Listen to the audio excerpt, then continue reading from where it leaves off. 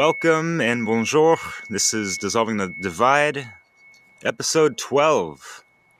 Wow. And with me, as always, is Leslie Powers. We have a wonderful guest and a good friend and comrade in the whole truth-speaking, seeking, and embodiment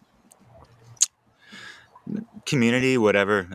Logan Hart. And it's quite fitting to have him on today as we get into a serious heart of the matter in regards to the whole polarities, dialectics, opposing and complementary issues of the counterparts of the sexes, the male and female. And I've known Logan for a while. I really appreciate his art, his music, his compassion, his heart-based intelligence, and his Heartfire Productions, as well as, everything he's been doing at the Wizard Factory. So, yeah, quite an honor and pleasure to have you on, Logan. Thanks so much. It's my genuine pleasure to be here. Thank you. Yeah, thank you, Logan. I really appreciate your work and your enthusiasm for everything that you share.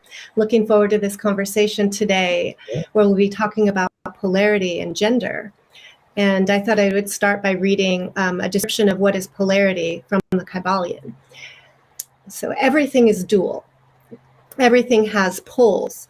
Everything has a pair of opposites. Like and unlike are the same.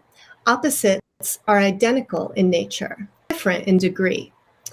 Extremes meet.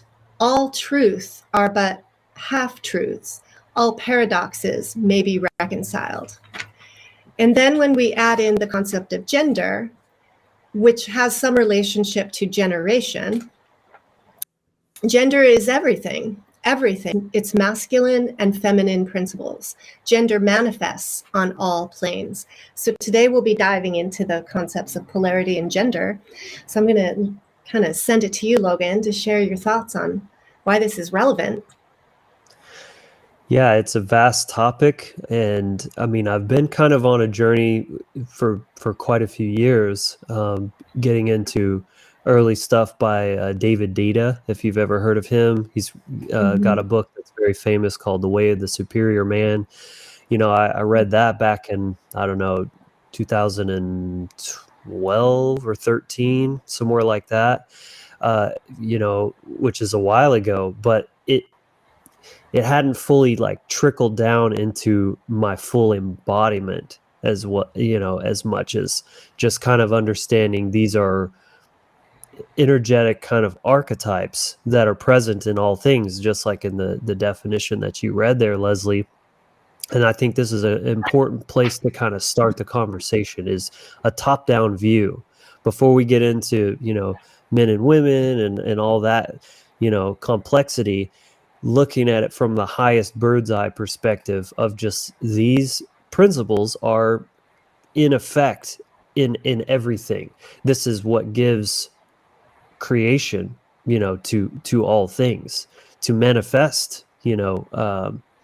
There's infinite possibility, potential. You could say that's the feminine, is like, the egg. It's like the zero, that all is contained in the one, right? Kind of just open, ready to receive that injection of creative force, such as when we're conceiving life.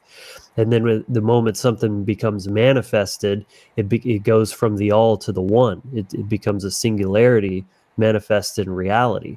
I mean, this is just very, fundamentalist kind of perspective on these things. But, if you see this is happening in every aspect, then of course it has a huge impact on how we're living as human beings, how we're manifesting, how we're navigating, different experiences and embodying roles. We're going to get into that later, this concept of gender roles that is, very controversial.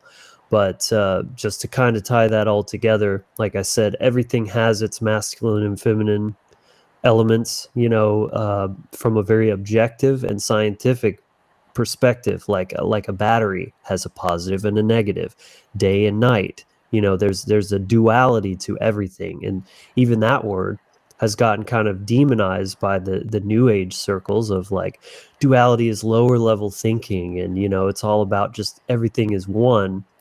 And it makes sense why we're going towards just this homogenization of gender, and men are women and and women are men, and what's the difference really?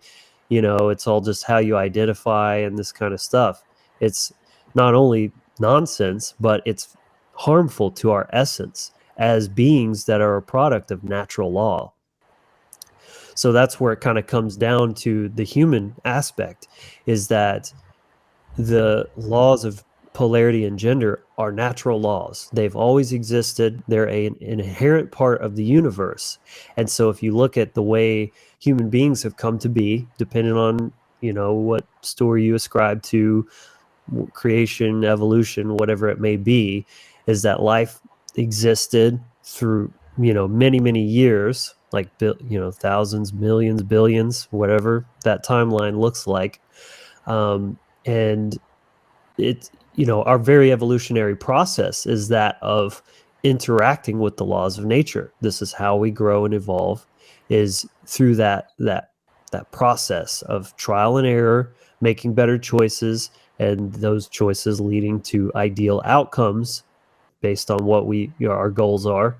Obviously survival and reproduction are like at the very lowest level. If we don't have those, then they ain't going to be a human species, but now we're where we are now with this full wide range of complexity of different goals and aspirations. And, as long as they're not causing harm, as we know, then those are rights that we have, and potential experiences that we might want to have as a human. But Yeah. I guess to kind of reel that back in there, though, of course, we are just, and to pull in another Hermetic principle of correspondence, as above, so below. So if the laws have that everything is dual, and there's a duality, a gender to all things, we are a manifestation or a reflection of that law. Hence why we have male and female, not just in humans, but basically most all living organisms that we've encountered. So I guess I'll let y'all comment on that before we go further with it. Yeah, so what's coming to my mind is this similar story, I guess, that's repeated in different aspects of our lives, where natural principles, something natural, has been corrupted in its understanding, where infant has been corrupted and confused around this natural principle of gender and polarity that exists in all things through all time, right? And yet through our culture and the corruption of nation and the abuse of nature, the social engineers have really skewed these whole concepts. So people are very confused about what gender is and the natural aspects of it and how it plays out in our lives. Derek, did you have anything you wanted to comment?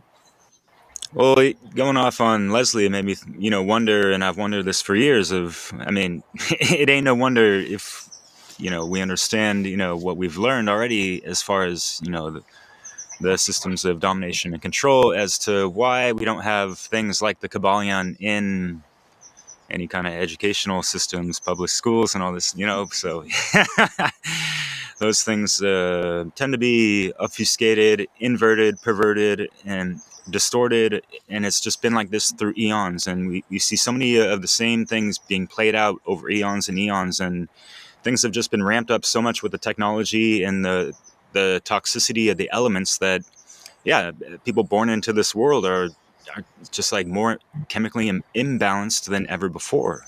It's like just like the water that we're drinking. There's like growth hormones in there if it's not filtered out because of whatever kind of runoff or the pharmaceuticals, and it's just a, pardon my language, but clusterfuck of issues that we have to deal with on a daily basis. And to take it back to Logan Hart, had a wonderful conversation with Mark Binet.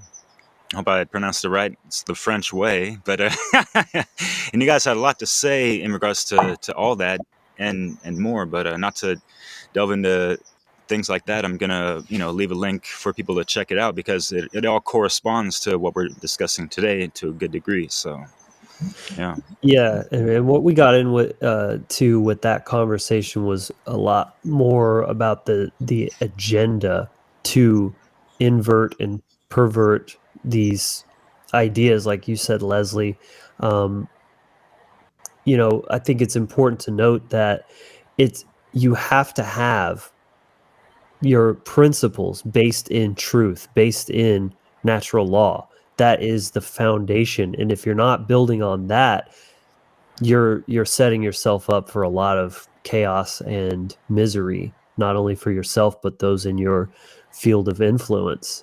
And so, like you said, Derek, we're not taught this kind of stuff in school. People don't have any idea that, polarity and gender are these universal laws, and they're experienceable and discoverable by every person, and so you end up with this total modge podge of just ideas like gender is a human construct, a social construct. It's just whatever you want it to be, right? It's nonsense. It's like saying health is just whatever you want it to be. You can just eat whatever and you can be healthy if that's what you want to do, because you're just living your truth, man, right? It's garbage, and that's how you end up with cancer and disease. Well, the same thing applies if you're kind of trying to act like gender is all just whatever, right? You're going to end up very confused, like you said, Derek. So when you're approaching this, the first thing you need to do is understand that these energies exist, but then, well, what are they? What are their characteristics? How is male different from female, and vice versa? And why is that important? Why does that matter? So I guess we could get into a little bit, I'm sure a lot of people are aware, at least on some kind of degree, but I mean, I've even done some kind of social experiments, posting on Facebook, what does femininity look like to you? And many people, both men and women, are describing masculine principles, strong and fierce, and all these kind of things. It's like, well, a woman can be those things, but those are not masculine qualities, and But they're not feminine. Oh, that's what I meant to say. Sorry. They're not feminine qualities, but there's an idea in society that feminine qualities are weak, considered weak, and therefore not desirable. And so for a woman to not be weak, she needs to embody these masculine kind of qualities. And that's what's been popularized and glorified these days. You got, your boss bitches and your badass warrior chicks and whatever, don't need no man, she's independent, all that kind of stuff. And I'm sure people are already starting to get a little bit uncomfortable with where this conversation is going, and that's okay. Sit with that. Don't ignore it, but don't become it either, and just keep an open mind. Yeah, I think it's important to keep in mind, like, the history.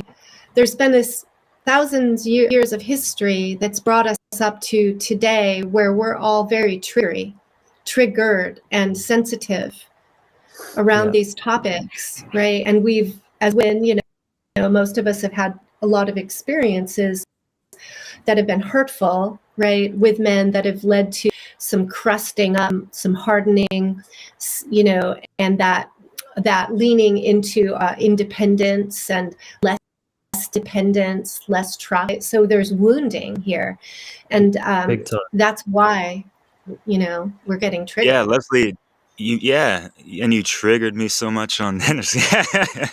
But this trauma is being weaponized against us, and there's all these programs going on. And Logan, you brought up something that had this screenshot of a video, because there's people that are kind of calling out a lot of stuff that's going on in movies, and there's like these rules going on with spreading certain politically correct or incorrect or whatever the heck messages. And some of these rules with these boss bitches, like you said, or whatever, like, and I don't even like to use the word bitch, it's kind of derogatory, female dog. It's even like not a good vegan word, right? Not to beat a dead horse, that's another one, but no, I'm just kidding. But the rules go, like, no woman can ever be rescued by a man, or lose a fight to a man, or be outsmarted by a man, or lose an argument to a man, or need a man's help or advice, or be weaker than a man, or be less skilled than a man. And they're putting all these women on these like Mary Sue pedestals a little bit, and it's really obvious to see some of these cases. Marvel movies. What was it? She-Hulk. Yeah, That's and what I'm thinking of. Lord of the Rings, that $1 billion blunder or whatever. But yeah, makes you wonder. Oh yeah, the Amazon version, the abomination that isn't part of the main. Yeah, but even when you were talking, that show She-Hulk was coming to mind. Like even the name She-Hulk, and she's like this lawyer, very masculine. It's just it's really sickening actually, because it's not to say women shouldn't be like empowered, but the thing is, women's power is different than a man's power. And this is what I'm saying when I'm talking about the homogenization. You can't just lump it all together and say it's all the same or whatever. Like they're very different. Let's back up a minute to what are these energies? What are the natural templates of femininity and masculinity, and their characteristics, and why do matter? Right. So I guess I'll start with masculine. Is firm, it's strong, it's initiative, right? It starts kind of processes, action, right? Decisiveness, intellect. There's a list of words I could go down, but you can kind of get the gist of it. A square, like even like geometrically, and this is where it comes back to universal stuff. Square and a line, it's like, in a cube, there's like the 1, 2, and 3 dimensional aspect of the male. And then you have like the circle and the sphere being the feminine. Whereas, so the feminine is soft, it's open, it's receptive, it's, connective. It's, let's see, generative, like nurturing, things like this. And I find you can actually learn a lot about these principles by just looking at genitalia. I know that, it's a little graphic, but we're all adults here. And, so like the male phallus becomes hard, right? That's that. And then the vagina is soft and wet, right? It's receptive. The penis is penetrative. So you look at like these empowered women, they're very hard, they're very penetrative, right? These are masculine. So they're trying to step into a masculine form of power, when it's actually in their intuition, their reception, their feelings. That's a big one. That's where the feminine power is. But again, in this day and age, we're taught that your feelings are weak, right? It makes you vulnerable. Well, that's literally the woman's power, is vulnerability, because it's going to inspire the service of a man. And that's why they're not getting that otherwise, because a masculine man who wants to serve is not attracted to a woman that's trying to, force outcomes and get him to do what she wants and all this kind of thing, because she's taking the different method to get they're both ends to a mean to an end, and ways of getting your needs met, but they're just very, very different ways to go about doing that. It's a very broad subject, and so forgive me if I'm like all over the place, because it's just like there's so many things to kind of weave into this picture. So if you guys can, just help me stay on track Yeah. with it, or make sure I'm making sense Well, of I'm this. curious You're all good. what your opinion is about how the straying from what we might call traditional gender roles has created harm, and the feminist movement, which I'm sure is a reaction to something happening in the world that was also imbalanced, right? I think it's a lot of pendulum swinging over time, but there's like an outcome now that you would I would guess you would say is not healthy, not good, is causing harm. You referenced that earlier. What is the harm? Well, yeah, there's definitely like a feedback loop happening where when say a man is not connected to his heart, his inner feminines, I guess you could say, that there's a kind of some debate about whether that is the right like word to use for it, but that's, I mean, for me, that we know from the feminine care principle, that is what. And if you look at the chakra system as well, it's like the lower ones are the masculine ones and the upper ones are more feminine, and then they meet in the middle, and the heart center is what kind of binds everything together. So to be truly embodied, whether masculine or feminine, you have to be in your heart space. So when a man is disconnected from his heart and he's acting out of pure just self-service, that is what I would actually call toxic masculinity. It's masculine energy, but it's not rooted in heart-based intelligence, in care, in true service. It's egoic, it's fear-based, it's control. And that creates a trauma. It's a form of energetic rape for a woman, or whoever it may be, whether there's no physical interaction involved. And then that, like you said, Leslie, creates a counter reaction.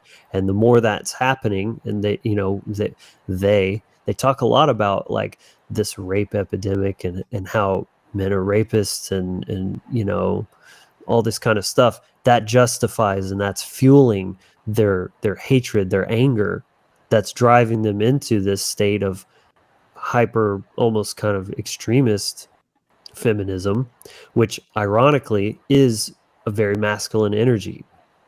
So it's like they're becoming toxic masculinity, the thing that they supposedly are against. And then that is further and further emasculating men through that process. And then they're becoming, these men going their own way, because then they've had their own bad experiences with hypermasculinized women and have their own trauma that comes from that. And that's just further making them subjugated and emasculated, as I said. So that is where the harm is coming, is because it's forcing us out of alignment with our true nature, our instincts, because I mean, this isn't just a bunch of, this is important to note, that it's not a bunch of philosophy and intellectual masturbation. This is really true boots on the ground, real stuff that's happening in the intelligence of our bodies. Our body is the physiology. This is where our actual gender is manifested, and our brain chemistry and all this kind of stuff is different objectively, measurably, as a result of our physiology. So a big reason that people are so confused is because they're disconnected from their instincts. They're not getting those messages from their body of like, oh, this feels icky, something's wrong with this. And so as I said before, it's not that women can't be masculine or that men can't be feminine. It's just that it's not in alignment with our true selves. and that men are better at being men than women are, and women are better at being women than men are. And there's nothing wrong with that. That's how it's supposed to be. And this is where, to answer your question, this is where the harm is becoming, is that the women are trying to be the men and the men are trying to be the women, and both are sucking at it and creating a lot of dysfunction and building up resentment, because deep down those instincts are still there and they're going, what's going on? This is terrible. This is going against your nature. It's Yeah, Logan. interesting. Go ahead. I just want to say, yeah, you brought up a great point, and these are, this is one of the more modern divides, that these two extreme polarities of the MGTOW or the MGTOW, or whatever people want to call the acronym, men going their own way, right? And like this, feminism, if you will, kind of, or whatever label. These are labels, right? And of course, they become weaponized and used against us in many different ways, pulled by the heartstrings of, a lot of these, unresolved traumas and the imbalance within themselves, and just like that unresolved, like internal symmetry is kind of also how I like to put it, and just like getting the triune brain all, properly aligned and all that. But yeah, Leslie, what'd you have to say? A couple things coming to my mind. One is just my own experience, right? As a kid, as a little girl, I remember having this sense of kind of not really being seen for what I had to offer, like some of my strengths. And I was naturally athletic and stuff too, and I didn't feel like that my gifts validate or really seen and appreciated. But I would notice like that it seemed like the boys got a lot of attention, and they got a lot of their athleticism, for example, promoted and praised and all this. And I felt like I was kind of invisible, right? And it's had me really contemplating on the gender roles and things, and wondering about things. But I became very like concerned in myself that like as a girl that somehow I wasn't going to be appreciated the same or given the same opportunities. And it was almost like a jealousy that happened in me. And when it came time to actually like approaching menstruation and stuff, I was like, I was upset about it. I was like, does this mean that I'm not as good as a guy? Like I have a handicap of some sort? And it was like this weird thing in my head, and I don't really know why. But I ended up, getting into the martial arts and in Taekwondo, and I was competing, and I had natural talent, and I worked hard. But I trained with the guys, and I, always enjoyed the company of the guys, but I trained hard, and I had this sort of feminist thing, right, that was sort of anti stay-at-home mom, and housewife. I needed to somehow prove myself in the world. And it's curious how that was this drive that came from something that happened early in my life, right? And I think a lot of kids, for whatever reason, kind of have some, and yet coming to getting older and realizing that by that drive to have to do it all, like as a female, to think I'm going to do it all. I'm going to be a mother. I'm going to be a wife. I'm going to have a career. It ended up like that being, I think, the handicap in my life was this impossibility of sort of trying to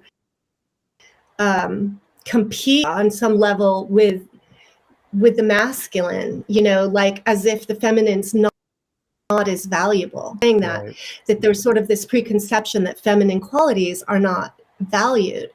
And where did that come from? And why is it that there might be an agenda to sabotage the feminine or make less valuable or important or powerful in some way? Because it has its own power.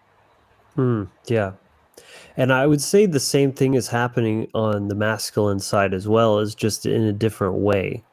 But very much what you're getting at, it comes down to a very fundamental aspect of what we're talking about here is that these embodiments, these kind of roles that we're talking about stepping into, I guess, is very, very much connected to our self-worth as an individual. Mhm.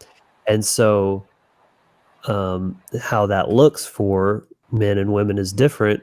But say for a man, he's afraid to step into his leadership and to kind of assert himself because his self-worth is negatively attached to that. Like he's not worthy to lead, or why should anyone care what I have to say or follow what I'm saying, that sort of thing. And likewise on the female side, especially when it comes to communication, because this is really where the rubber meets the road when it comes to interrelating between men and women, is your communication style, the words you're using, and of course the energetics behind them. Is that for a woman to express her feelings and trust that that is enough, that's connected to her self-worth, that she doesn't need to lead or like assert a certain outcome or don't do this or any, like just sharing her feelings alone is enough, and those feelings have value inherently, and that she doesn't need to take on those masculine ways of, this is what I was saying, it's all about getting your needs met, but just in a different way. And the three of us were all very aware of the control system that we're up against or dealing with or whatever is 100% tied to people's self-worth.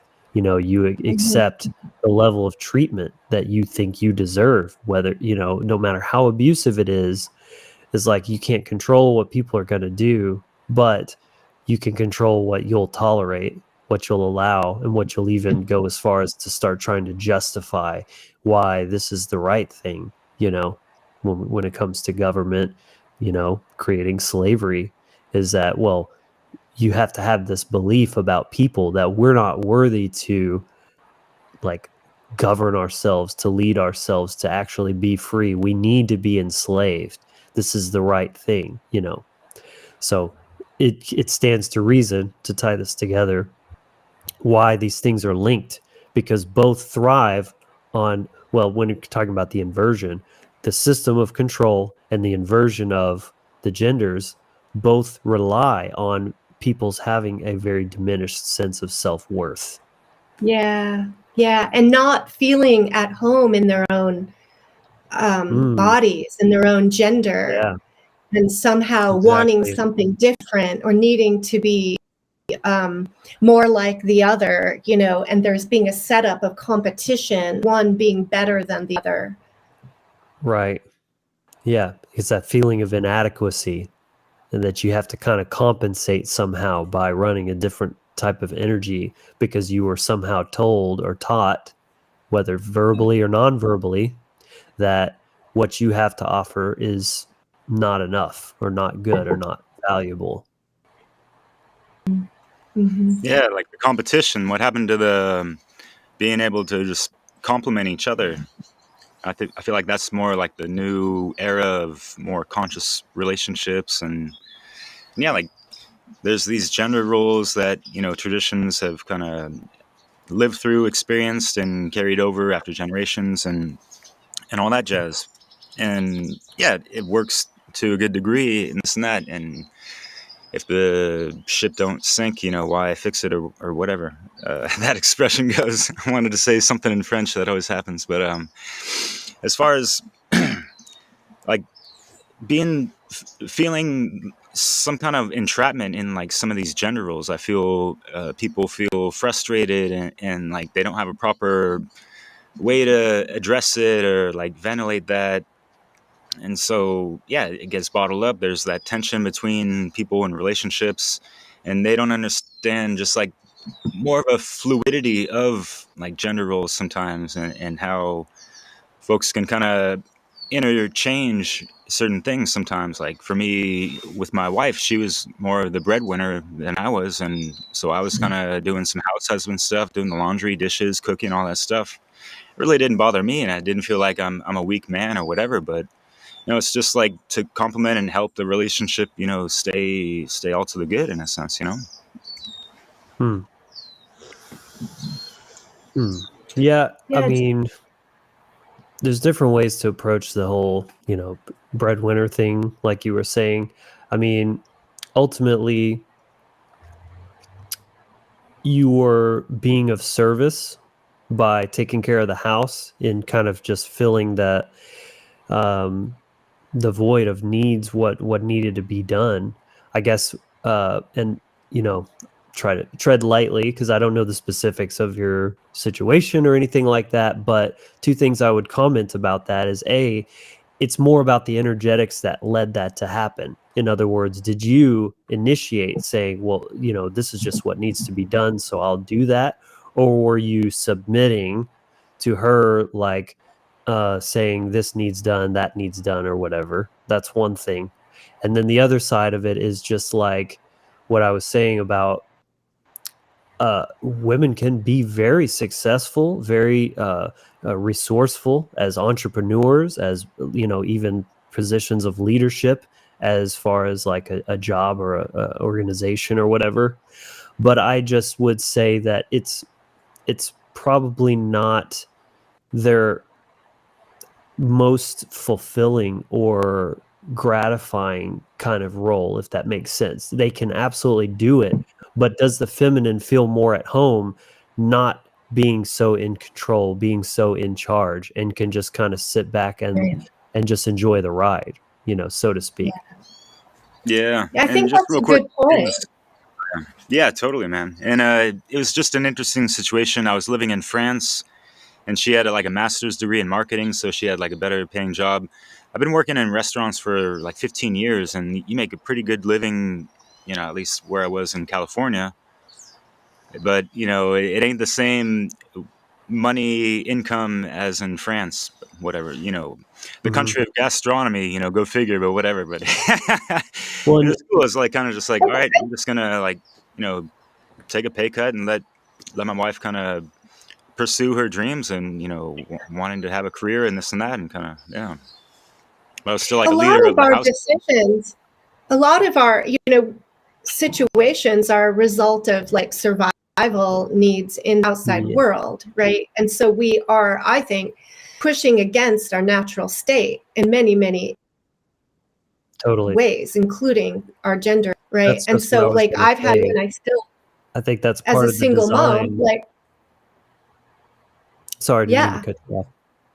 no, it's okay. Yeah, part of design is to push us further and further away from our natural state to the point even we're cut off from it, right? We're not feeling it, and I've been thinking about this whole polarity thing in the gender roles more recently, and to be really honest, while I have developed an identity of being really kind of a kick-ass single mom, who can get shit done, I also know in my heart it's a huge shame, and Yes. it's not my natural state. It's exhausting, and it's Yes. draining, and I'm working deliberately against, like, and I can feel almost like a little soul sucking happening by having to sustain this role, and that something's off, like, and that the ideal life and world is to have this flow of the man and woman, masculine and feminine in harmony. That I think is really the foundation of survival and of thriving. And so we've got this like false template of economics, like pulling us away, and other social conditions pulling us away and off that natural template. And we been psychologically tricked in a way to think that that's what we're supposed to do, because that's better, right? To be an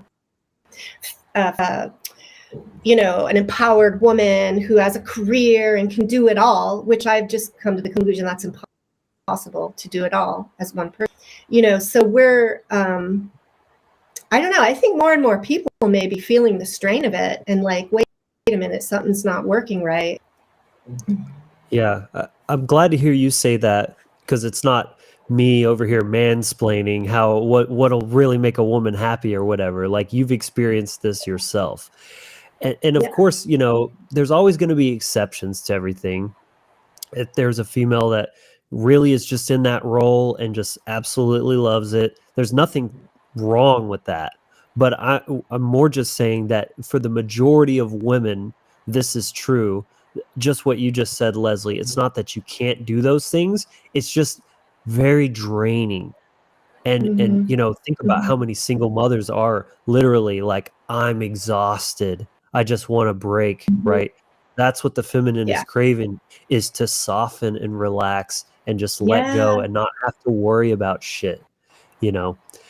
And so what we were getting into is, I definitely think that it's kind of part of the design of the system when they're creating so much artificial scarcity in the Matrix, and it's all about, well, one income just doesn't cut it anymore. Now we need women working too, and that keeps them out of the home and not taking more hands-on approach with the children, the raising of children. All this, I mean, this is all very much by design, and that's kind of where a lot of it all began back in like the 50s, when they first started kind of promoting.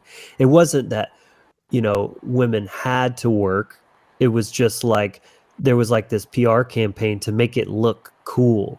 Rosie Riveter with the flexing arm, literally she's like, meh, you know and then they kind of like glamorized that, and that started it. And then as things became progressively worse economically, there really wasn't as much of it started as just an option. It's like, well, why not two incomes? But now it's like, well, yeah, what's the alternative? We can't, you don't make enough, honey, I'm sorry. And so, yeah, I think that's important, because if things were more natural and there wasn't so much just built-in scarcity, then it would be easier to kind of take on these roles as what feels natural, as opposed to going against them out of necessity and survival, like you said. All by design, like you said. Yeah. So in a way, to me, it's like coming to this consideration that what we're hearing in the mainstream media is really pushing down the wrong path of like this talk of toxic masculinity being twisted to for any man who kind of steps into his masculine power being sort of almost like cautioned that they're being toxic, right? And that female who, like, Derek, you were saying, who submits to a man's ideas or something, is seen as weak or against the women in some way. We need to be willing to question all of that and come to basics again.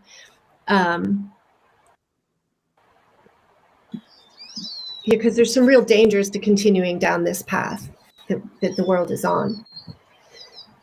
Yeah, so as far as like how we're gonna really recenter everything and be able to find that common ground to bridge those gaps of polarities, neutralize that, and come to just common understanding. I mean, it's really not all that hard or mystified or whatever when we just come to the general mutual conclusions of objective truth and morality and hermetic principles that all apply to every single person. It's just the science of life, and things kind of operate with other people in different ways due to, their causes and effects and this and that. But there's that collective consciousness, and we're all kind of suffering and having to endure like all these different polarities kind of tugging at us from all these different angles, and trying to just come at people from a compassionate approach sometimes, or not sometimes, but all the time.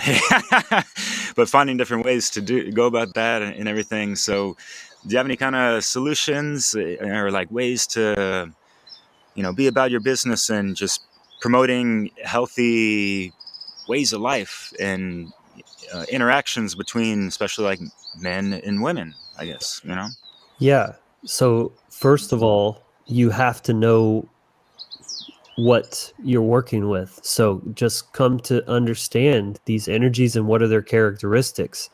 And then this, I mean, this is literally what I've been doing, especially, like I said, I came across this concept of masculine, feminine energies, you know, over 10 years ago, but only this past year did it really hit me, how I wasn't fully embodying my masculine, as well as partial responsibility to try to help lead women to be more feminine as well, because that's part of leadership. Is you're not just responsible for you, it's kind of incumbent on you, as the masculine, as I said, is a initiatory force. So to be passive and just kind of wait around and hope something happens, that's very emasculated behavior for a man especially. So it's like, you know, it's like the most reverse thing would be to say, you know, well, I'll be more masculine when a woman's feminine, you know. It's like, okay, well, you know, how's that? That's not going to work out for you. So anyway, learn what these energies are, what their, you know, characteristics are, but then, as with most things, the answer is self-awareness, self-observation, and seeing every single opportunity, every single interaction as a chance to shift, because this is how you do it. One little thing at a time that rewires your brain, because we've been so, I mean, you know, it's not just watching a show and the gender's all confused, and it has had a real impact on everyone in your brain, like your actual synaptic pathways and things like this, and what has become comfortable for you in how you show up. And so this is what it's been for me, is seeing every single interaction as an opportunity and trying to create a little bit of space between something and your response to that, and how you know, even, you know, texting is a nice way of doing this, because it gives you that little bit more time to kind of craft your words and be very mindful of every single word you're choosing and what is the energies behind that. You know, first of all, are you as a man initiating? I guess it makes more sense in a context of like a flirtatious, you know, sexually charged type of thing, but it doesn't always have to be. This very much applies even to, say, how a mother speaks to her son, and, you know, is she like bossing him around, and you know, especially the older he gets, is she respecting that he's coming into that masculine essence, and that she can be a better mother by kind of letting him learn to lead. If she's constantly giving him directives, she's taking his chance away to actually step into that and to take charge and be assertive in that way. And so instead of these directives, maybe she could just practice sharing how she feels about something and see if he starts to set his own boundaries for himself, and initiate solutions and things like that, without her kind of imposing that on him and crushing that spark of his opportunity to step into that role. Yeah, I love it, and it makes me think of I feel like it is kind of like that feminine essence of behind the art of persuasion. You know, you're not being directive of, you know, telling your kid what to do or whatever, but you're kind of, you know, offering some suggestions or whatever, and making it, you know, these things attractive, so that person can kind of think about it, the kid, and like suspend those ideas as opposed to his desires or whatever. And I don't know. Does that make sense? Yeah. You know, I think at some point we'll talk more about the different types of communication, the feminine versus masculine communication. But Right. I wanted to share something that kind of ties a few points together. I had seen a gentleman speak back in 2012. His name is Khan Lushwala. He has a book called The Time of the Black Jaguar, an offering of indigenous wisdom for the continuity of life on Earth. And he really talked a bit about the way that the roles of men and women have been corrupted in our society, and it really being a primary issue to be addressed for the survival of our planet. And he talked a little bit about, I pulled up the book a little on Kindle to bring some points. It says, even when young girls may benefit from certain teachings and from going through a rite of passage, their most powerful initiation happens naturally as their bodies develop into womanhood. But for men, more awareness is needed. Boys need to consciously choose to become men on it. Real manhood, as he understood it through this vision quest experience he had, is only the result of work and learning. It cannot be taken for granted. And he talks about the importance of initiation and rites of passage, especially for males, and that there's this real deficit of masculine men giving rites of passage to boys. With all the divorce rates and the large numbers of single mothers, there are many, many boys being raised without a masculine role model, or the role models they have are troubled, And he identified this. Archon talks about that men, a lot in our world, have fallen into the categories of either abusers or suckers. So either men who end up abusing and mental strength to overpower women and put women under themselves, or they become suckers of a woman's energy and treat their women like mothers, and kind of suck at the titty and become very unmasculine, right? Exactly. And that this creating great damage, and that, all the damage done to our mother has been directed by men who suffer from one of the conditions just described, or a combination of both. We can see this as we watch how the earth's wild powers have been crushed or tamed, while the earth's juicy fruits are being sucked until the last drop by non-initiated men. So this parallel with what we're doing with the earth, and this lack of respect and appreciation of nature and the earth, which I see as the feminine. And yes. This twisting of the masculine energy as being a dominating force that is abusive, right, and using and crushing the feminine. Right. This is a key. It's a great opportunity to articulate a key distinction here. When we talk about a man being dominant, being a leader, he does so only in service to the one that he is supposedly, being dominant of. It's not to exploit. It's not for his own. It's actually an act of service. That's the true masculine. Yeah. And also as the self-defense principle as well, to, bust that out when necessary as well. Yeah. If you're kind of, being threatened to be dominated over, you got to counteract that in a sense. Right. To protect yourself and or those that you are in service to. Once again, that whole dominant thing seems a lot more appealing when somebody's protecting you, right, against an external threat. Suddenly it's not so bad and evil when it's actually being done in service to you. Right. And because have many had experiences and exposures to that sort of warped aspect of wounded masculinity, that then many women have, because this is another quote by Archon, that the energy of women is so flexible and resourceful that if necessary they can grow a man within themselves. The lack of men who could be trusted forced a great number of women to do this. And then that has happened now, where there's like resentment, I think, and like attitude of many women that we don't need a man or whatever, that then men are in at a loss. Like how we shift this again to allow men to step into the healthy masculinity and convince women to relax of having to be so strong.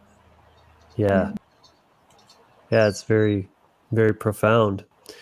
I definitely agree with that. As with most things, it becomes a dialectic. I mean, the show's all about that, right? And so the heart energy the heart space is the antidote to this imbalance of either being a dick. I mean, think about when you call somebody a dick, that's what you're saying. You just go around effing everybody, because you don't care. You don't have that heart-based intelligence. Or you're the P word, which is the opposite. Like you don't have any strength of your own. You just kind of like submit and conform. You're a perfect slave, right?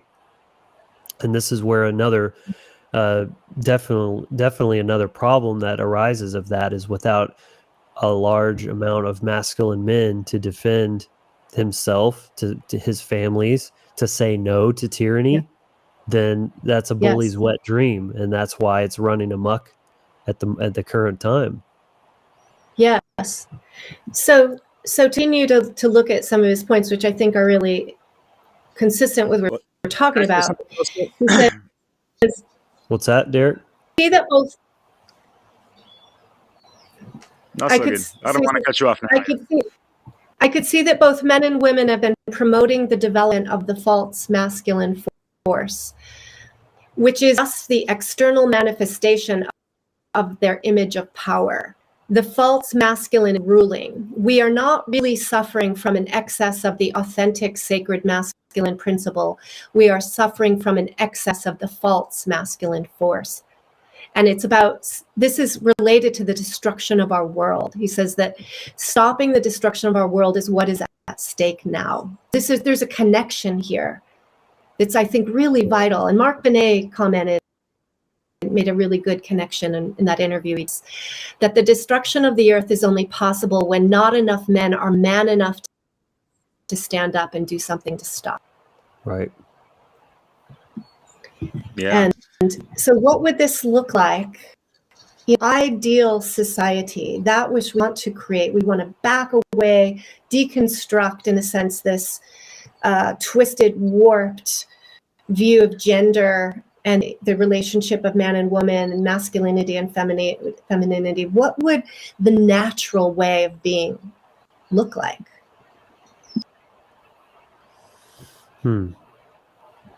Well, as described, embodying that strong essence, but tethered to care, and doing so in service, not out of control just for the sake of, or to exploit. That's a good way to put it. It's, service is the opposite of exploitation. You're doing it for them, you're doing it for yourself too, but there's nothing wrong with that. But yeah, I mean, that would be, my answer in a nutshell. Yeah. And the sacred womb, the cosmic egg, the zero needs to be fully and firmly reinstated into the equation of just the conscious creation of everything. And because things are very distorted, taking it back to the conversation we had with Rodney Goodwin of just the harmonics of Mother Nature. This earth has been distorted. We're on a tilt of the axis, like the polarities are already messed up. And if you take it back to law of correspondence, apparently if you ask some chiropractors, a lot of people have like a tilt to the same degree in their vertebrae or neck or something like that. Crazy, right? But as far as all these systems of domination and control, it's manipulated us to be in these the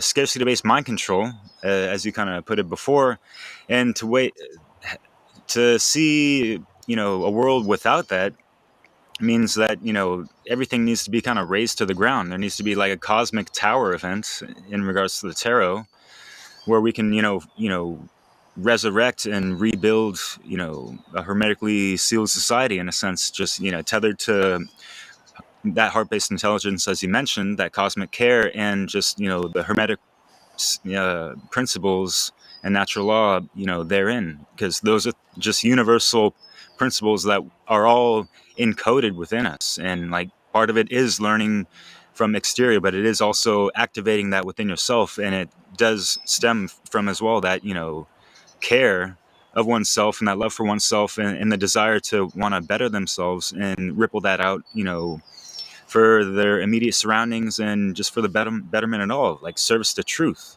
right?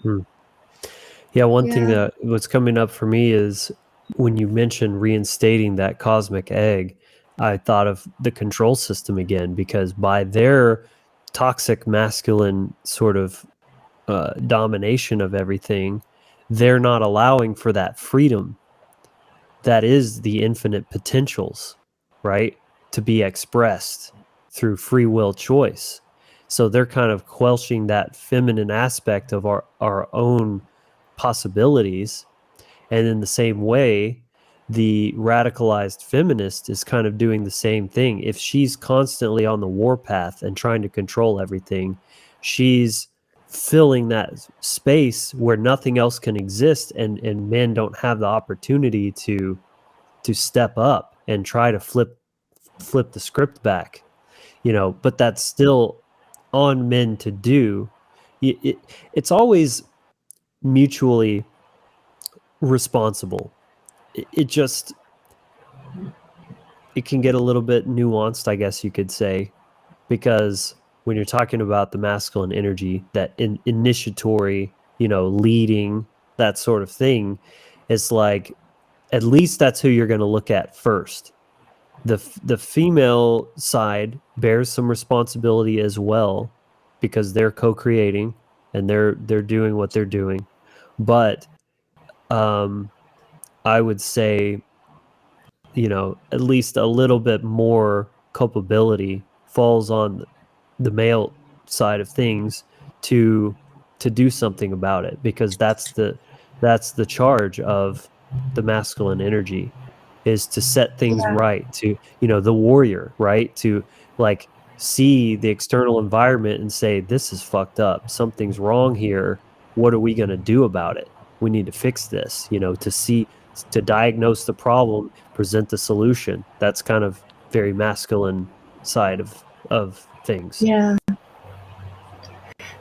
So to continue some talking points here from this book that I think are very relevant to what you're saying, if the actions of men were true expression of the sacred masculine, it wouldn't be a problem to have them provide as a humble service the direction of society.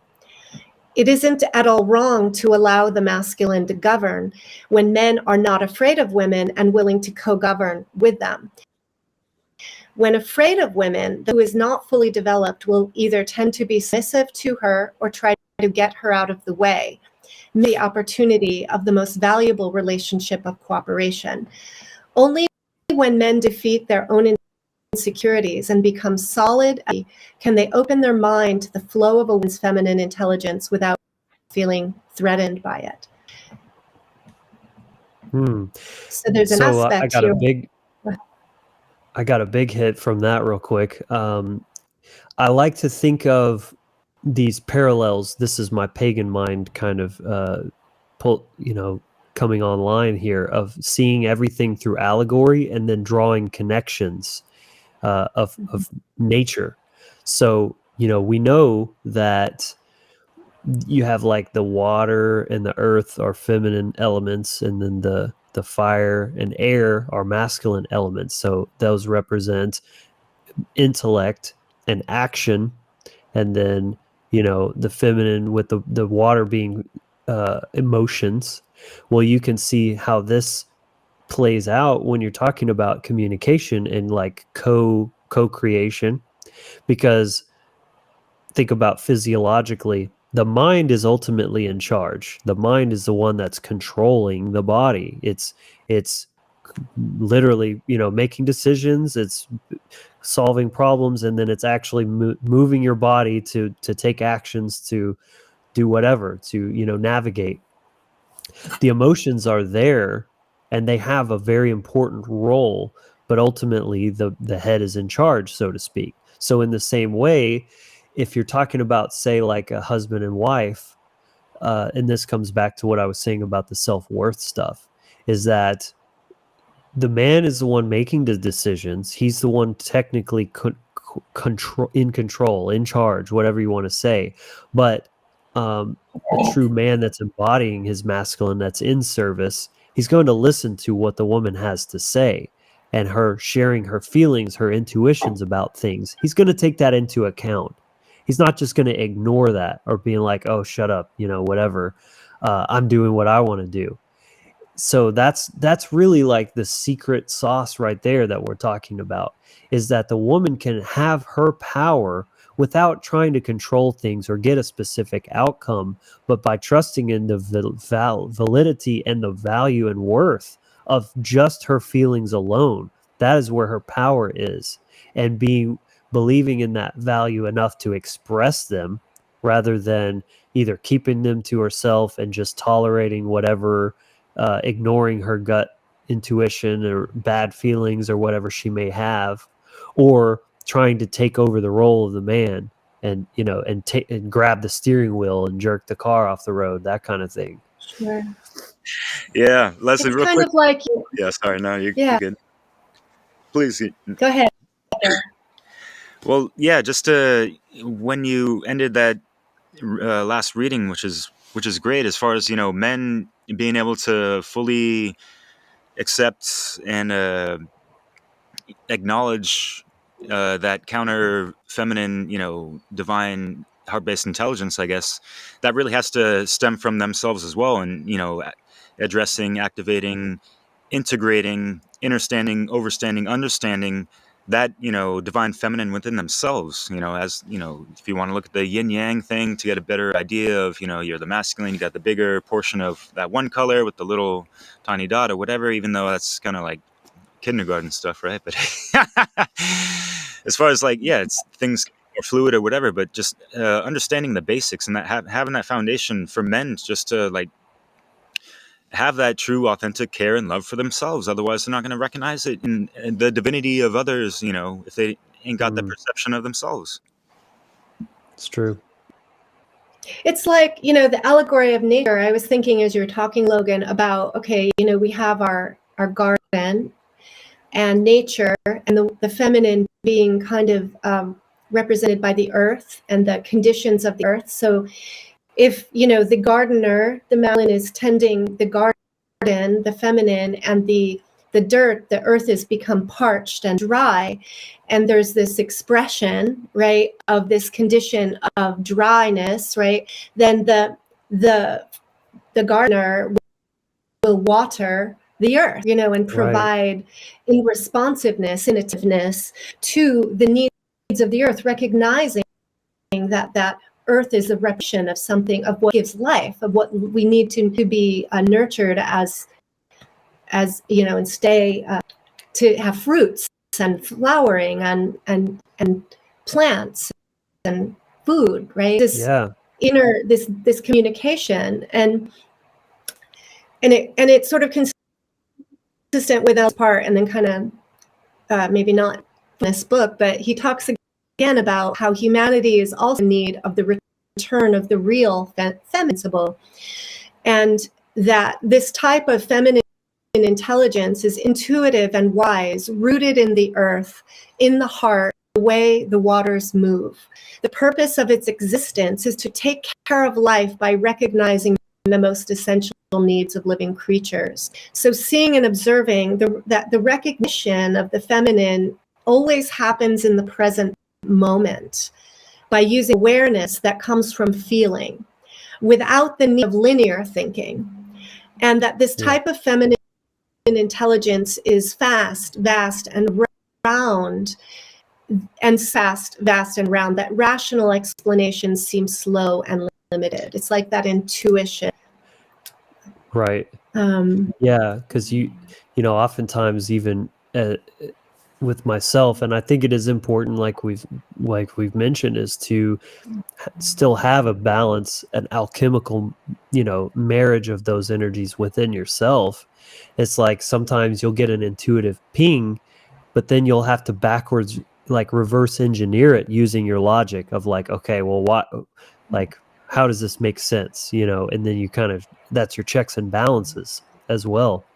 Because I loved the allegory of the garden that you were using there, because also, the gardener has to use his discernment when he's managing the landscape, and sometimes he has to say like, okay, this is a flower, this is food, this is a weed, this needs to go, and being able to tell the difference, that's masculine, good masculine, valuable discernment there to tell the difference. And so sometimes, if the woman is expressing her feelings, sometimes it might be appropriate to be like, I hear what you're saying, and thank you for sharing that, but I do think this is coming from your fear right here. And being able to, because if he's just acting on every feeling that she has, well then, he's kind of letting her lead in an indirect way, what I would call covert submission, where it seems like he's in charge, but actually he's just submitting to every little thing, and not actually having that backbone to say sometimes yes, sometimes no.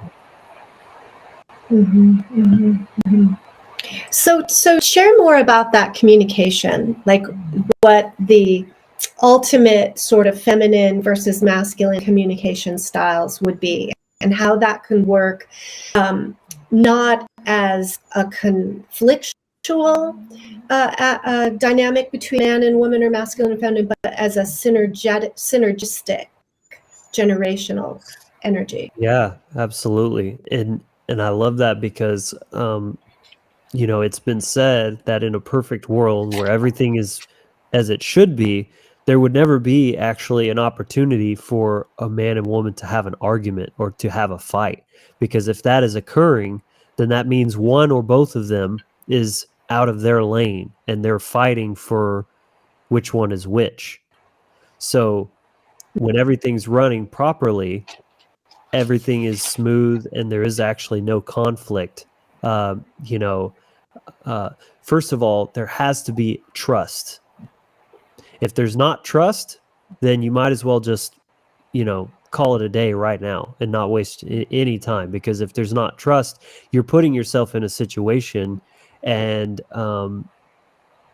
there's just no point in it because it's not going to be fruitful. The trust has to be there for anything else to work about it. The man needs to be able to trust her that she's not going to try to control or manipulate him or have ulterior motives or whatever. And she needs to be able to trust him to lead competently, and that she can let go of that control and just relax and say, no, he's got it, and trust that discernment as well of like, well, this time he said he heard my feelings and kind of dismissed them, but I trust him to know the difference. Maybe I was just being a little bit, overreacting or something like that, and then if you don't have that trust, then there's just no point.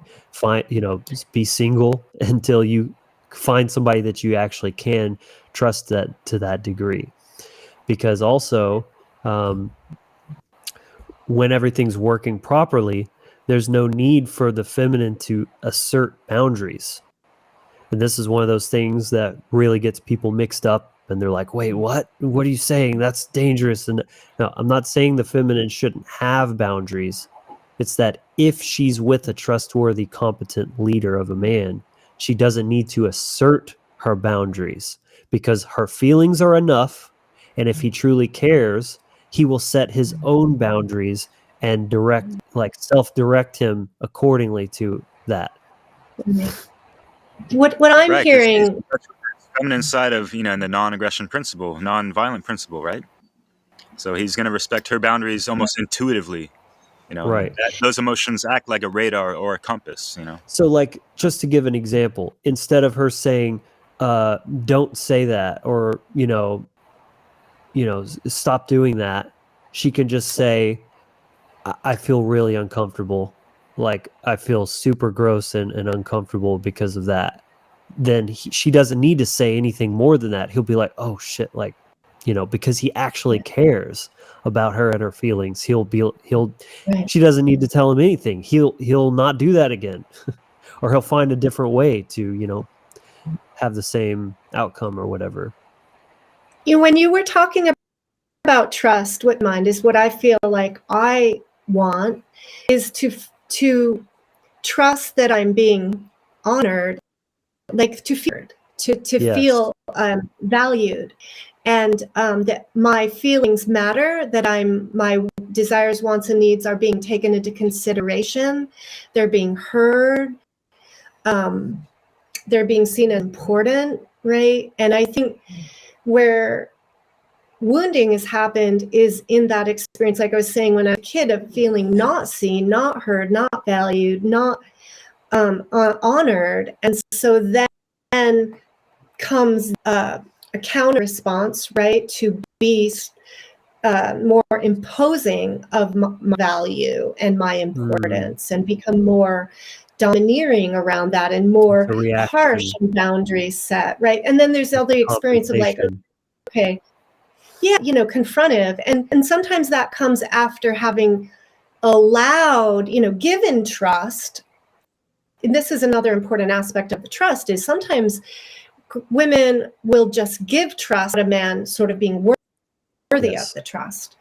Exactly. And then get hurt by a man who's not really acting in true masculinity, but is, kind of false aspects. And then they abuse, and then it sets up that responsive, that reaction of the female. Yes. To become and hard. then she blames the man for not, being a respectable man or caring or whatever, but doesn't equally blame herself for putting trust in that person. That's just as important. That's why I say it's shared responsibility. Everything is co-created. So, no matter what they do, and they absolutely should be responsible for being abusive no matter what. But no matter what that may be, like, you always have to look at what role you played in co-creating that, that outcome, that situation. Every single failed relationship you've ever had, no matter how abusive or crazy, whatever, may be that they were, and they may very well have been those things, but in some capacity, you co-created that, you allowed that, you attracted that, all of those things. And what is it in you that caused that to happen, to play out that way? That you didn't see some red flags early enough because you were accepting less than you deserve, because you have some self-worth issues maybe to work on. I mean, these are the kind of things that it's important to look at, because if you don't, as hard and painful as it may be, you're guaranteeing that it's going to happen again and again until you do. Boom. Totally. And that's all about healing those negative feedback loops, those cycles of heartbreak, resentment, and all those things that people carry on, these residuals, on to the next relationship because they didn't resolve all those issues. For sure. Right. And if they don't trust themselves, how would can they trust anyone else? Right. Yeah. Same with the love aspect, Yeah. And so that's a good point. Work on trusting yourself first and your own ability to judge energy. And until you get that locked down, it's probably best you stay single until you figure that out. Or fade out of a relationship that's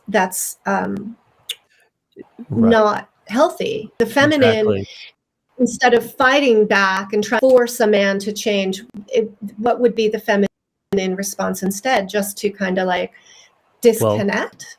Express how she truly feels first to that person, and let him tell her who he is, without trying to force it, because this is what we do. We like the idea of people more than the reality, and we are projecting these ideals and these wishes and wants on people rather than actually seeing them and their behavior for what they are. So let them show you who they actually are. When you step back as a woman and let go of control and just express your feelings, and then how they respond to that is going to tell you everything you need to know about, is this person actually valuing me, my well-being, my feelings, or do they tell me to F off, or I'm just, and then start gaslighting you for your feelings or whatever.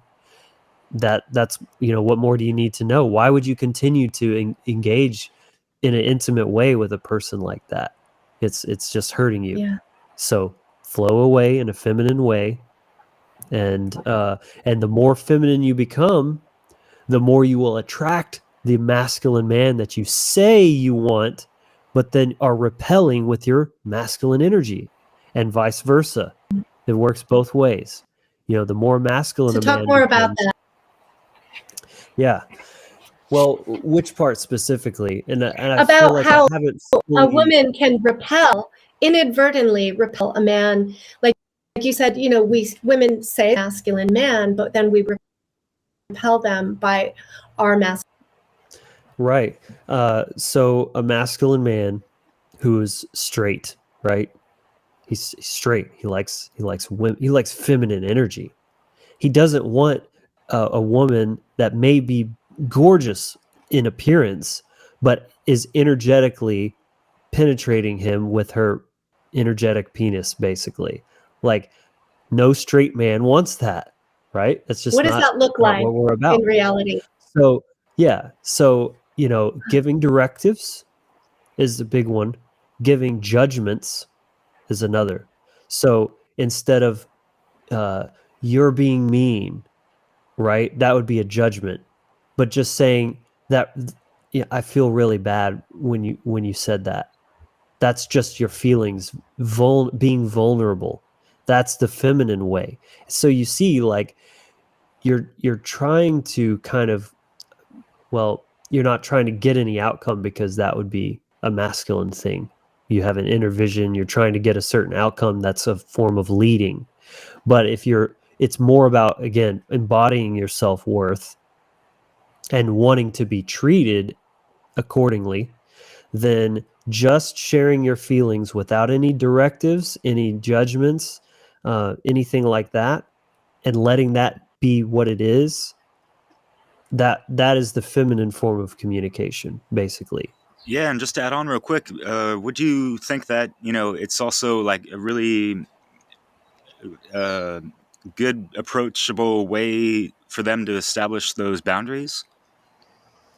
In a sense, What? without saying like, "Oh, these are my boundaries," like, "Don't do this," but like, "Oh, when you do this, it makes me feel like that," type of thing, you know? Yeah, she's speaking in accordance to her violated sense of true feminine self-worth, by knowing that she's worth speaking up for, but only saying how it made her feel, because she knows that she doesn't deserve that. And then, but again, it's then based on how that's received is going to determine how she needs to go about continuing or not continuing with that particular relationship. Right, and so on the male counterpart, how they are receiving that, right? That feminine energy of how they're recepting that and using their intuitive, you know, emotional compass in a sense, and how they can empathize with their partner or whoever. It could be just a friendship. It doesn't have to be an exclusive, you know, heart-based relationship, or whether it's not, whether they're falling in love or rising in love, you know, whether they got shot with the arrow of Cupid, which is the eros, right? And how that energy can be overcharged, you know, like imbalanced or whatever. But yeah, like, you know, it all goes back to that men being able to openly receive the message from the feminine, Yeah. I guess, And to have empathy, right? To be a listener, to be attuned and to hear, right? I think that's Right. what, if a woman feels that from a man, that would instill trust and security. Yeah, his presence. That then, yeah. And so then if he truly can demonstrate, you know, his presence in a state of like listening, hearing, honoring, and then gleaning the importance of like what those feelings and needs are from a woman, then she can sort of release to him, okay, you know, go ahead and now you make the strategy here, you get us done for us, right? Right. I trust And to let you go. the better he knows his woman, the better he can anticipate her needs to the point. That's like next level shit, where she doesn't even need to say this or that. Like, I'm cold. He already knows she gets cold, and we'll have, you know, turn the thermostat up, that kind of thing. And to, you know, And because that he just wants to take thoughtfulness, care of her and keep her yeah, happy. yeah, and then that's like she'll reminds see me and of feel my that, and it feels very good. Yeah, go ahead. No, like for me, that was like just like that heart-based awakening of just being like so romantically in love and just wanting to do every little thing and like really trying to anticipate those little needs and this and that and like possibly sometimes like overdoing it or over anticipating it. But the appreciation and love was well received on my ex-wife's end, and it just perpetuates a loving, harmonious relationship, and you Yeah. just build off that beautiful energy. And again, this does not have to be only in romantic relationships. It can be platonic between just two friends. One's a man, one's a woman. Outside the bounds of the bedroom, I guess you could say, which, as a side note, it's no irony that this is a quote unquote kink when it comes to being dominant and submissive. And a lot of these very Right. powerful businessmen secretly Mhm. love being dominated by a woman. Like, what is this saying Mhm. about fetishizing something that's become inverted and sick, right? So just as a side note, but That's an interesting essentially, topic. yeah, it's all about the communication. And it's just as simple as, yeah, instead of her saying, hey, I'm moving on Saturday, can you come help me move or whatever? Just be, her just being like, I'm concerned because I have to move and I don't have any help. I'm worried about moving because I can't do it by myself.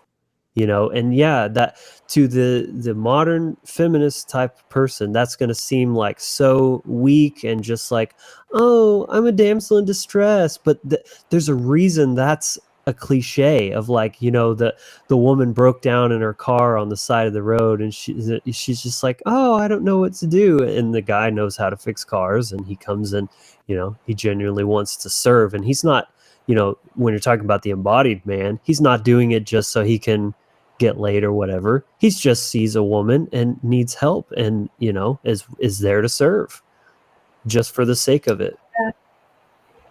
And I don't think it's like a deficit in a woman at all to receive that help or to really value it and honor it as sort of a natural way of interacting with the other Well, I do gender. get why there's that aversion though, because again, taking it back to personal responsibility, even though, I mean, I think of myself as a more embodied man. I'm speaking myself as the aggregate of men.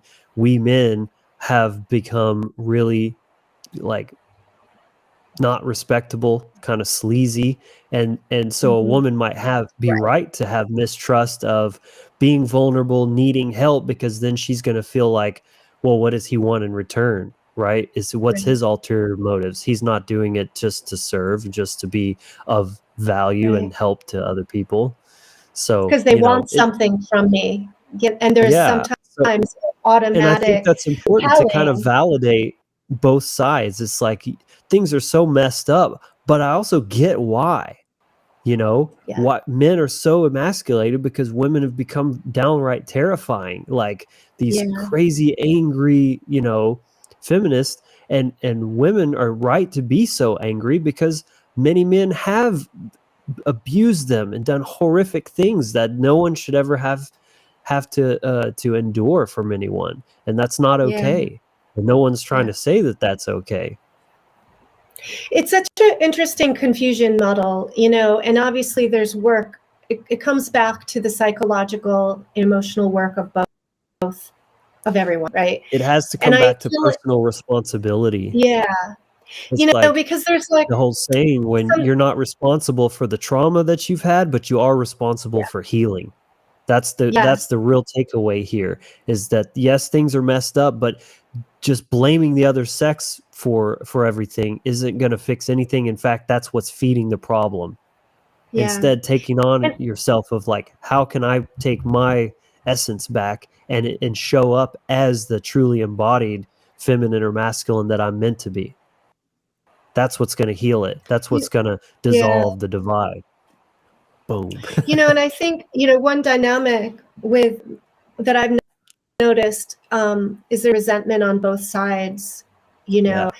and, let's say as a female, aiming to become more receptive as decisions, trying not to be a decision maker all the time, but to allow a man to step up into that decision-making role. Sometimes the man feels resentment, like, why am I having to do this? Like He's wait on you. rejecting Why his do own. your feelings matter more than mine? Right. And it can be a bit like, oh, I'm being needy, I'm being too dependent, how would you respond to that kind of dilemma? Well, yeah, it's so interesting to me the way that the things that each side fear is the thing that the other side feels safer doing. So in other words, men are these days, because we're so gaslighted and traumatized, men are afraid to lead because they're afraid of the rejection and the personal responsibility that comes with that, the potential of rejection, I should say. So they just submit and they share their feelings because that's easier. Oh, well, I'll just say how I feel, and if she cares about me, it's the exact inversion. And the woman is so scared of submitting and giving that trust and letting a man lead. It's safer and feels easier to her to just take charge and just get shit done. So it's so funny that like the thing that one side is terrified of is the thing that's like the safe, fallback for the other. Yeah. Negative feedback loop. It's just, and like the inversion of that.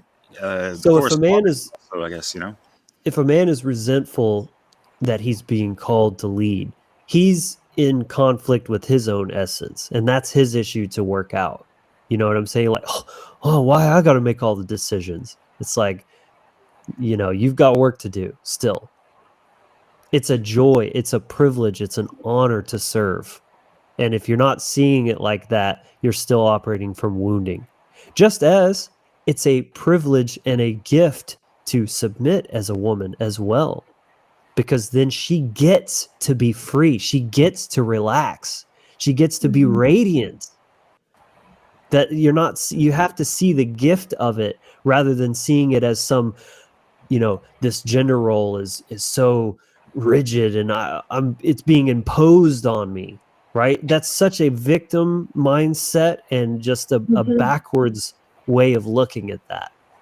Yeah, and like, real quick, Leslie, I mean, like, I totally feel for you because, I have a sister of like a younger year and a half, and so like big brother played soccer, and so, like it seemed like the family events were more catered towards my activity and less of hers, and like I even recognized that, after high school, and, kind of like apologizing to her in a sense, like, hey, I'm sorry, like I didn't want to like overshadow you and stuff, like I ain't trying to be like the big brother, like shining in the spotlight, even though I'm kind of a Leo and whatever the hell, like but as far as women not feeling seen enough and appreciated enough and all that stuff, and it can lead to a lot of resentment and things, and there's just like this whole generational trauma that's played out through relationships, and the fact like there's all this trauma that's built, it's such a catalyst, this heartbreak that we have that creates so much trauma, and that's obviously one of the biggest things that people experience, and that's going to be, if we're heterosexual, it's going to be with the opposite sex, and so that's why the majority are kind of like that, and that's why we have this huge polarization of those things as well. And going back to like women not being did you want to add something real quick, Leslie? Or? Well, I was just thinking of how women then get to be seen is by like flaunting their sexuality and the false eyelashes and the the physical beauty, right? They've associated their self-worth with that. Yeah. That's why it all comes back to the self-worth thing, man. I mean, it really is the foundation. Yeah, and so that self-worth really, I'm gonna bring up a shocking statistic, which is I don't know, whatever percentage, but apparently like the majority of women have not had like a full or experienced a full orgasm.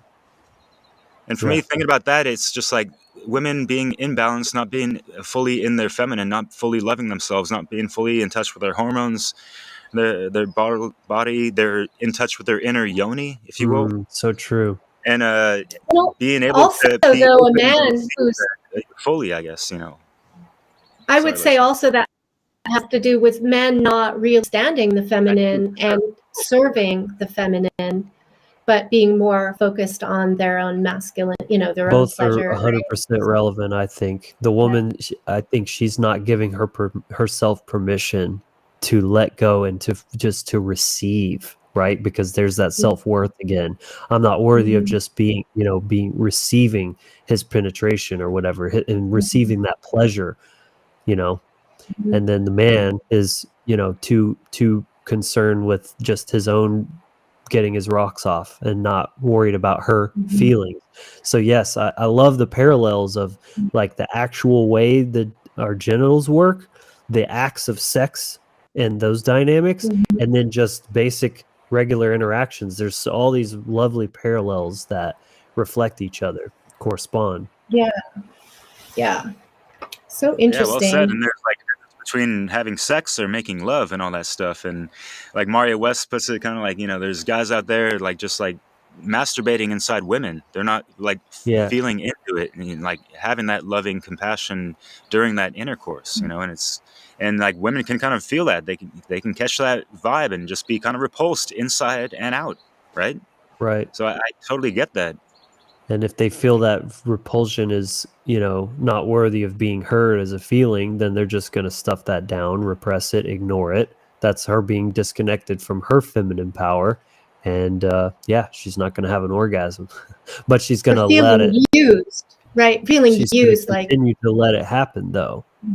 yeah, that's part of the dysfunction, right? Is allowing this imbalance, just playing that over and over and over again. Yeah. It's like takes both sides step into honesty, I guess, and trustworthiness around their Right. It's all co-creation. authentic self. And there's so much anger, I guess, is, kind of thinking about this. I think men and women both have so much anger and resentment towards each other that needs healing, like real healing.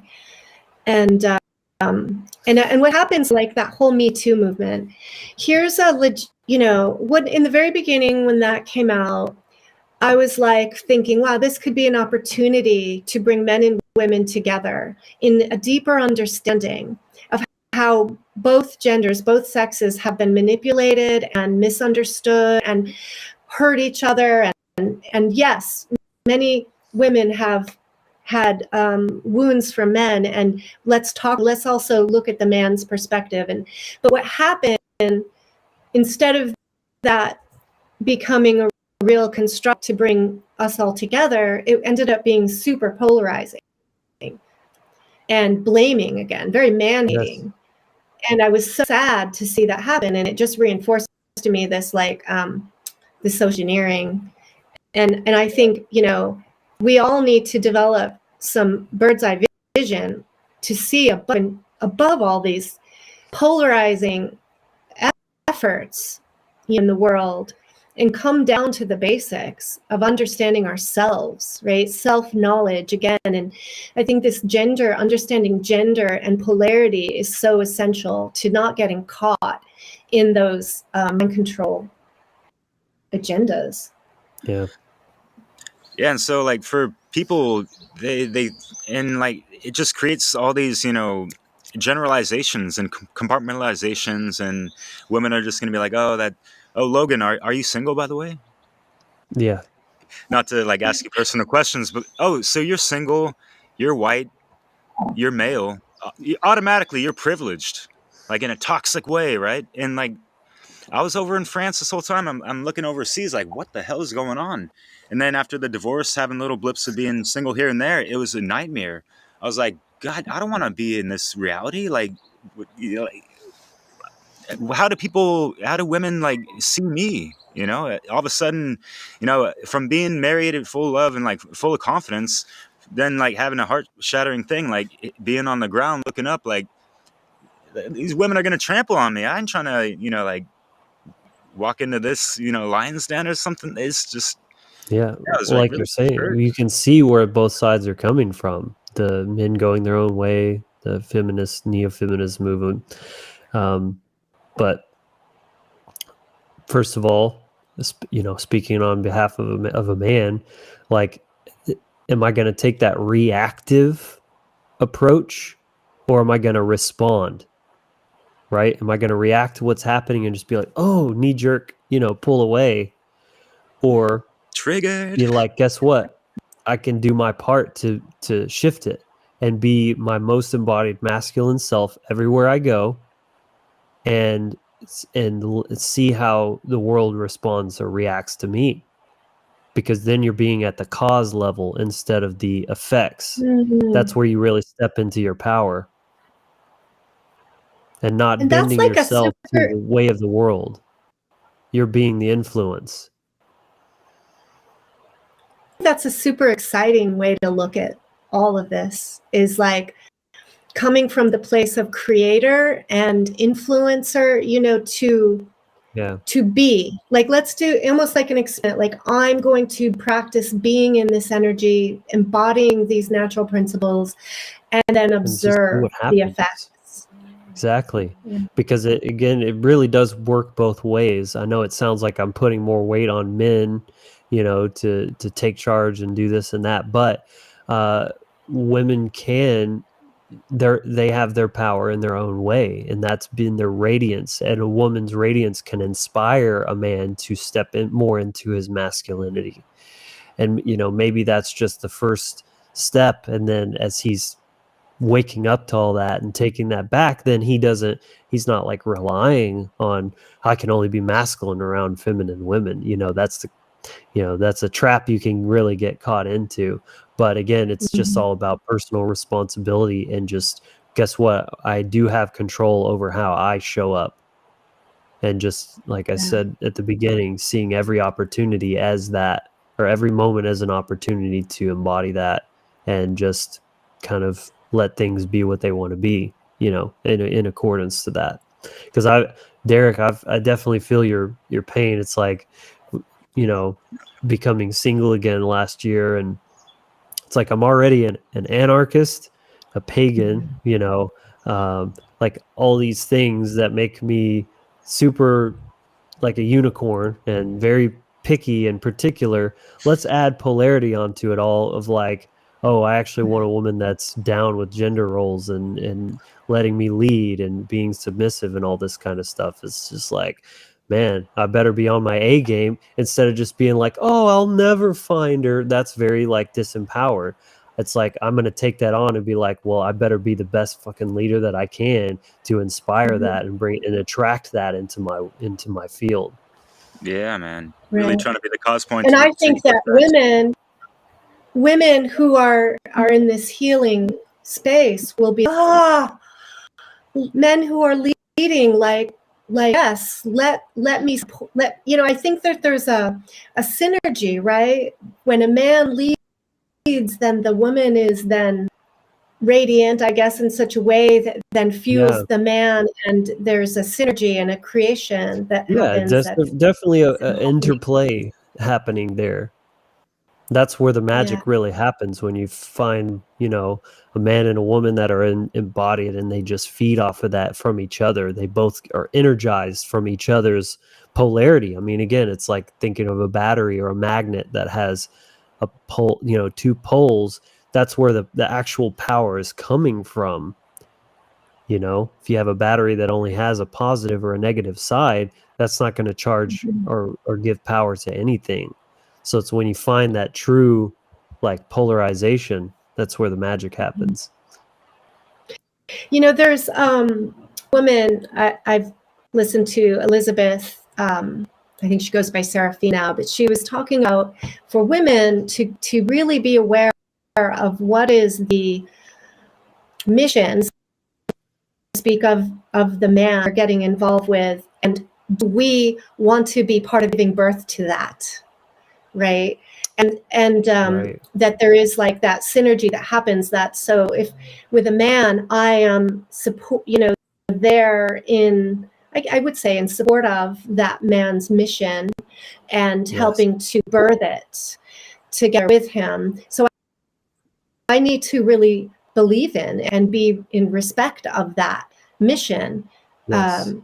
And then it reminds me of Mark Passio did an interview, I think with, might have been Maria, but he was saying that one way to look at the relationship of man and woman is not necessarily just the attraction to each other, but working together in the same direction of truth. Any thoughts on Truth is the those? great unifier. It has to be, and that's again what I said in the very beginning of this is, making truth your foundation. You have to have those principles come first. That's what principle means. If they don't come first, they're not your principles. So, yeah, that's quite. And this is a big difference from the materialistic world, that we're living in, where we might measure a man's success by the car he drives or the money in his bank.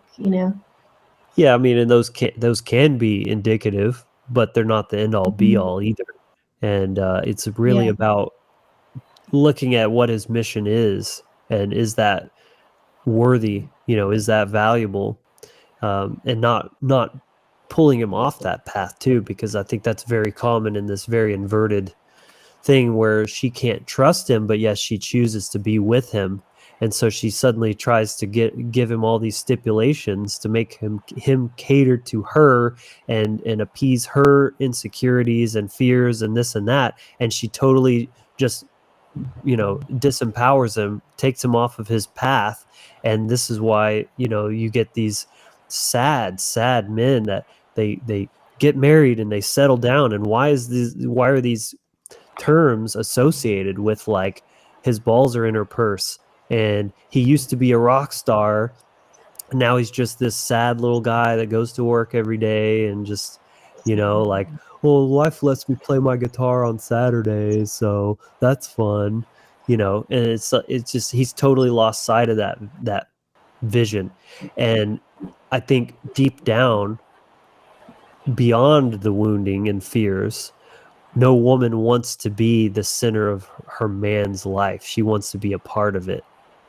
Because it's like, if she's the best thing he has going on in his life, like, that's not exactly that respectable. That means he's put her on a pedestal and, like, is supplicating and just trying to do everything for her to make her happy, and so she doesn't leave him because he thinks she's out of her league and all this kind of stuff. These are just kind of general, like, I'm just throwing stuff out there as kind of like stereotypes, but it's all too common, things like the honey-do list, happy wife, happy life.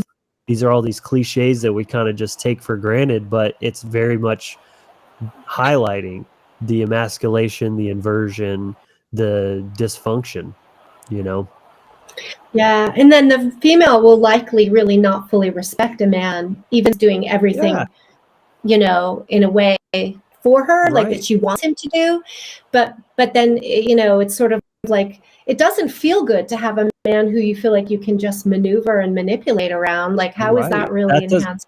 How is she going to feel safe with him? If he'll submit to her, he'll submit to anyone. How is he going to protect her and keep her safe and guide them towards, prosperity? And you're 100% right that every time he does that, she loses more and more respect, even though she's the one kind of co-creating that by giving these directives and, saying don't do this or do that or whatever. Every time he's going along with it, she feels less safe with him and loses respect for him. And you see this, marriages that have gone on for a long time under this dynamic. It's a total mess, and neither has any respect for each other, but they're kind of the root of their problems with that. It's like they keep testing themselves and they keep failing or something like that. And, right. It's a complacency, right? Based on fear and comfort. Like just lulling to sleep, of a routine that becomes mindless almost. I don't know, or based on, like, there's losing something, always being a little off kilter, not from center. All right, so yeah, it's looking about that time where we shall wrap it up with any kind of conscious quotes you had in store, any kind of notes, as far as like solution heart-based approaches towards how to dissolve some of these divides more. And yeah, it's like part of bringing forth solution is addressing the problem, but really giving more emphasis, and I wouldn't say like call to action, but there's also inaction involved as far as like not complying with some of the bullshit programs out there with the matrix and the divide and conquer strategies and all that jazz, which seems to be quite patriarchal by nature in a sense, but not all of it. And yeah, you go to like religion and like all these god figures, they're mostly male and blah blah blah and all this stuff. I'm not going to drag on to some digressional thing, but when all things are considered, where do we really stand, and how can we, spread that, fertile soil of common ground further and further, hermetically sealed, alchemical compost, if you will, for, people to walk on and, bridge these gaps more, I guess. Yeah, well, as where with most things, the solution lies in the mirror. And that's my first suggestion is no matter what you've been through, first of all, I feel you. I'm sorry. I've been through some shit too. And I'm not at all diminishing that pain, that wrongdoing of other people, the abuse, whatever it may be. But the only question that matters is what did you do and what are you doing to co-create, to co-sign, to, allow that to happen again or to continue on, and just starting there, working on it. What are the wounds, what are the fears that brought that about, that were the underlying aspect of your behaviors that co-created that as well. And I mean, that's really the only thing you have power over, and what you have true control over is yourself. So that would be my takeaway there of like, actually, what can you do? Because it's not hopeless. You are you as a voluntarist principle, that you own yourself. You're the king or queen of your king or queendom. And that's where the work is done. So if you wanted to dive more into this, I can definitely share some names that have been very impactful and beneficial with my journey with this. So there's Mark Benet, who I interviewed on my podcast. Definitely check that episode out in the description. He's on Facebook mostly, and as well as his business partner, Zach Roede. It's Zakroedde. And he's active on Facebook as well, but you can join their Facebook group. It's called Relationship of Your Dreams. And there's a lot of good stuff in there in the videos section, as well as the YouTube channel called Relationship of Your Dreams. Zach has done quite a lot of work there. And if you really want like a good concentrated go-to that really helped me make a lot of this stuff click, and then seeing the YouTube videos is kind of supplemental once you get those fundamentals down, check out Zach's book. Just type in Zach Roede on Amazon. There's one for men called Don't Let Her Lead. And then there's actually two for women. I forget what they're called, Irresistibly Feminine or something like that. And I mean, whether you're man or woman, I actually think, sure, maybe start with the one that's for you, but read all of them so that you understand both sides. Z-A-K. And it's ROEDDE. Yes. Read all of the books so that you understand your role as well as the role of the other person, regardless of which gender you are, because it's just good to have that holistic understanding. ROEDDE. Sorry, I was We'll like put half it in listening, half the typing. It'll be in the show notes. I'm sorry, but No worries, no worries. You tried, man. yeah, man. So yeah, and I mean, just with that alone, the group, which you can interact, you can make posts in there, watch the videos in there, as well as the YouTube channel, and then those books. That'll pretty much be a great place to start if you really wanted to go deep. Go into their programs at the relationshipofyourdreams.com.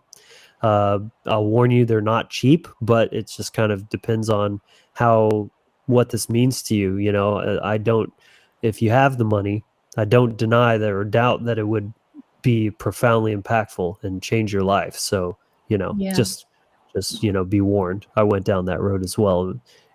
It's definitely not cheap, but I'm sure it's worth it.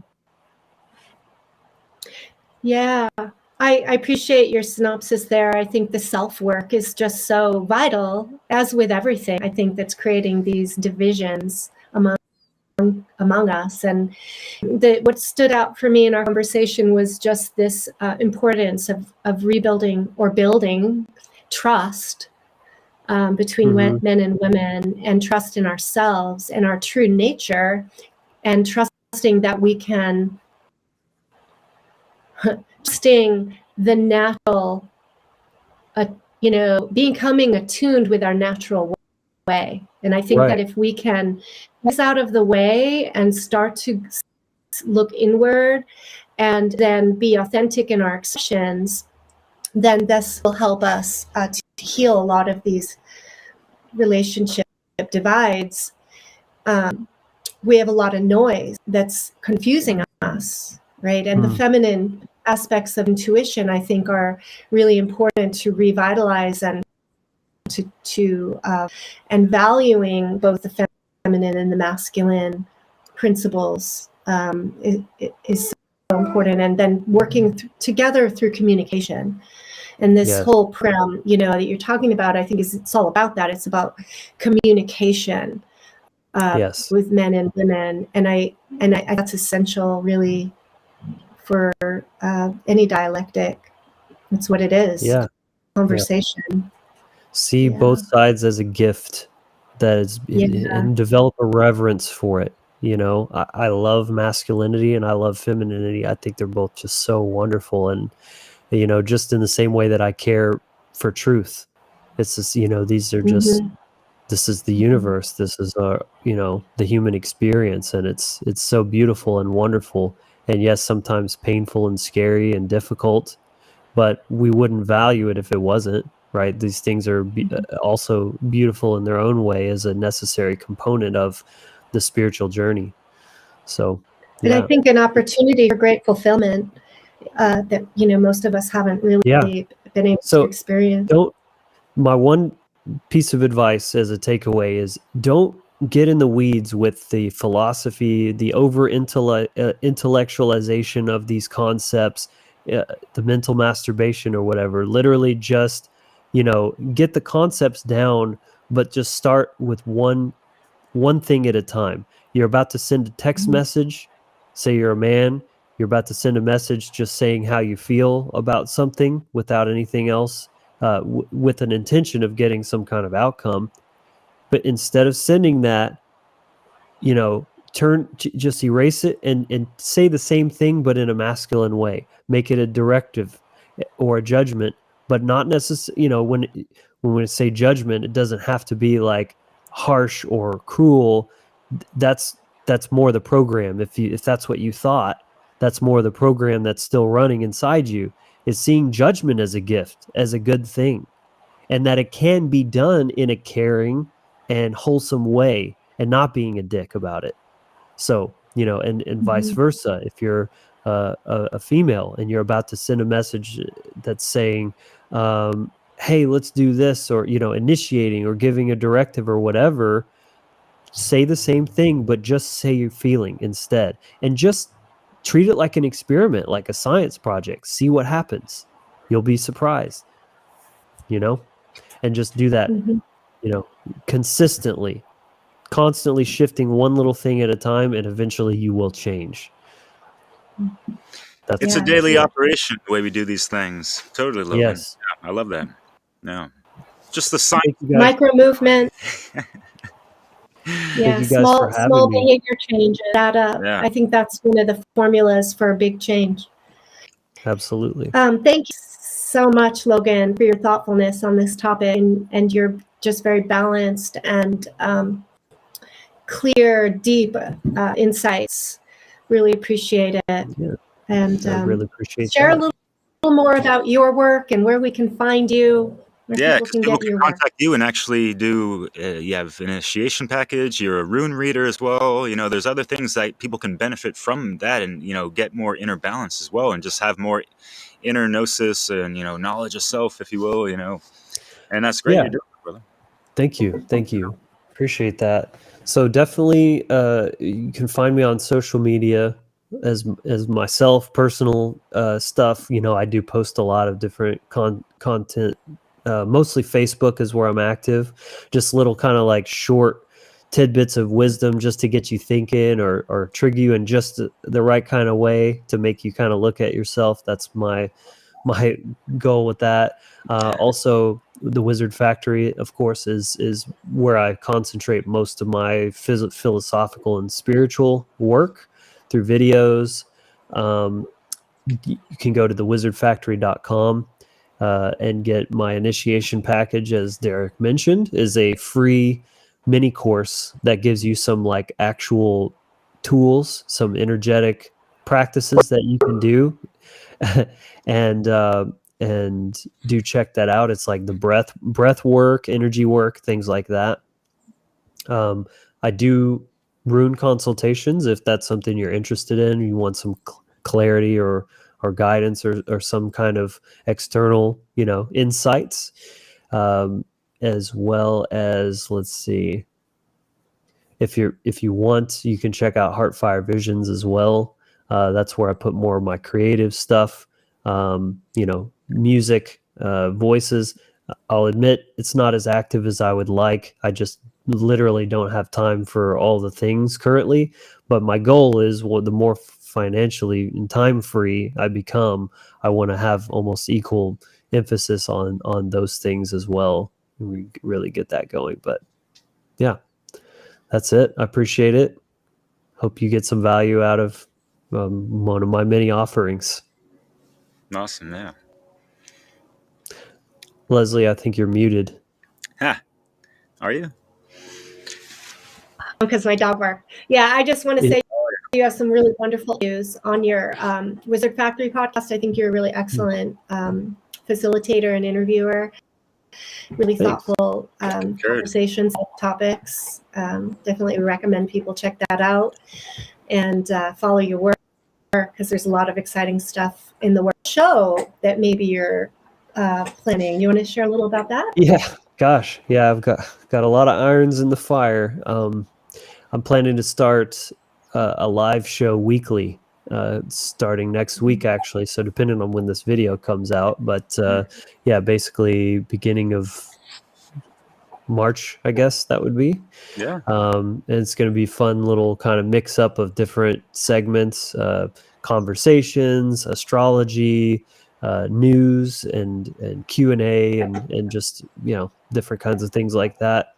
I'm also going to be on Mark Passio's show tomorrow, and I just did an interview with him. So I dropped an interview with Mark today on my channel. So check that out if you're a fan of Mark Passio's work. Okay. And then I'll be cool. I'll be live on his podcast show tomorrow. Sweet. Sunday. Yeah. February 26th. Exciting. All right. Awesome. Yeah. Yeah, and I think this will get out covers pretty it. quickly too. Okay, great. Yeah, this was really fun. Thanks, you guys, for having me. I love what you're doing with this channel as well. It's so important. I appreciate it. Yeah. Yeah, and I Thank just you. feel honored and blessed to have, guests like yourselves and other people like, we're talking about just exemplifying what it means to be a true authentic man or a true authentic woman, and like having that in a relationship. And we have had people like Levolution on, and they also offer services. You can get into contact with them, not like it's a competition, but there's also Mario West, other previous guests that we had that are so great. And Leslie also brings, her consultations to the table. You can get in contact with her for a free 15-minute chat and all that. You can check out her AliveThrive.life website and check these people out. We're actually trying to do things from the ground up, not just in the digital world. So it's just great to have these communications and address these certain situations to help bring about more solutions and a better world and life and relationships between everyone, right? So thank you so much for everyone for tuning in. And Leslie, anything else? I just want to bring attention to Awaken Your Mind. Lots of conscious hip hop mixing, a lot of effort into your work as well. So we all have some good stuff out there to check out. Cool. Thank you so much. This has been fun. We're looking forward to the next time. Yeah. Yeah, Logan. Take care, brother. Thank you again. Take care, everyone. All right. Bye, Logan.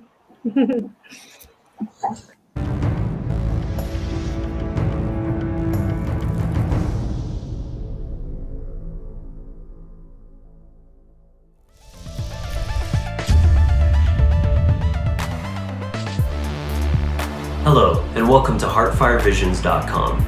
I'm Logan Hart. My passion for music and media production led me to create this space to offer you, the content creator, access to affordable and professional, high-quality digital resources to help you bring all your creative visions to life. My studio offers a large selection of media-based services and content. Music production, my primary service. You can commission exclusive tracks to your exact specs in any genre, or utilize my large database of song clips with infinite applications. Commercial videos, custom theme songs for your podcast or YouTube channel, tutorials and documentary soundtracks, whatever you need. High-quality voice work, featuring a versatile range of narration, accents, unique characters, and accurate impressions. Professional website building for any market, aesthetic, or niche.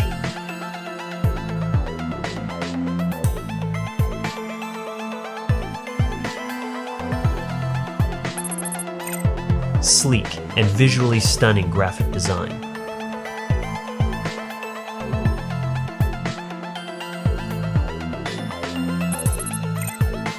Video production and editing,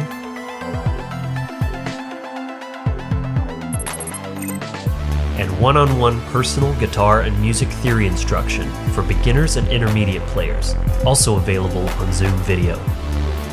So explore the site, discover my products and services, and let Heartfire bring all your visions to life.